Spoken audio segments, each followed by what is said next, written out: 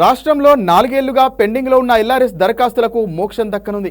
3 నెలల్లో వాటన్నింటినీ పరిష్కరించాలని కలెక్టర్లను డిప్యూటీ సీఎం బట్టి విక్రమార్క, రెవెన్యూ శాఖ మంత్రి పొంగులేటి శ్రీనివాసరెడ్డిలు ఆదేశించారు. నిబంధనలకు లోబడే ఎల్ఆర్ఎస్ ప్రక్రియ పూర్తి చేయాలన్నారు. తెలంగాణలో గత ప్రభుత్వ హయాంలో 2020 ఆగస్టు 31 నుంచి అక్టోబర్ 31 వరకు ఎల్ఆర్ఎస్ దరఖాస్తులను స్వీకరించింది. మొత్తం 25.70 లక్షల దరఖాస్తులు వచ్చాయి. ఇందులో హెచ్ఎండిఏ పరిధిలో 3.58 లక్షలు, జీహెచ్ఎంసీ పరిధిలో 1.06 లక్షలు, మున్సిపల్ కార్పొరేషన్లు, మున్సిపాలిటీల పరిధిలో 13.69 లక్షలు, గ్రామ పంచాయతీల్లో 6 లక్షలు, అర్బన్ డెవలప్మెంట్ అథారిటీ పరిధిలో 1.35 లక్షల లెక్కన ఉన్నట్లు అధికారిక లెక్కలు వెల్లడిస్తున్నాయి. వీటికి సంబంధించిన దరఖాస్తులు నాటి నుంచి నేటి వరకు పరిష్కారం కాలేదు.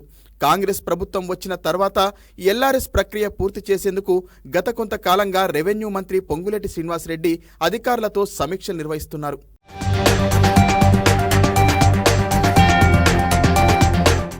భూపాలపల్లి పర్యటనలో ఉన్న పొంగులేటి శ్రీనివాసరెడ్డి అక్కడి కలెక్టర్ నుంచి, ఖమ్మం పర్యటనలో ఉన్న డిప్యూటీ సీఎం బట్టి విక్రమార్క అక్కడి కలెక్టర్ నుంచి 4 ఏళ్లుగా పెండింగ్లో ఉన్న ఎల్ఆర్ఎస్ దరఖాస్తులపై సమీక్ష నిర్వహించారు.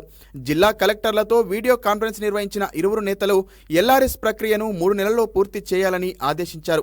నిబంధనలకు లోబడి ఎల్ఆర్ఎస్ దరఖాస్తులను క్రమబద్ధీకరించాలని అమాత్యులు సూచించారు. ప్రభుత్వ భూములను పరిరక్షించాల్సి ఉందని స్పష్టం చేశారు.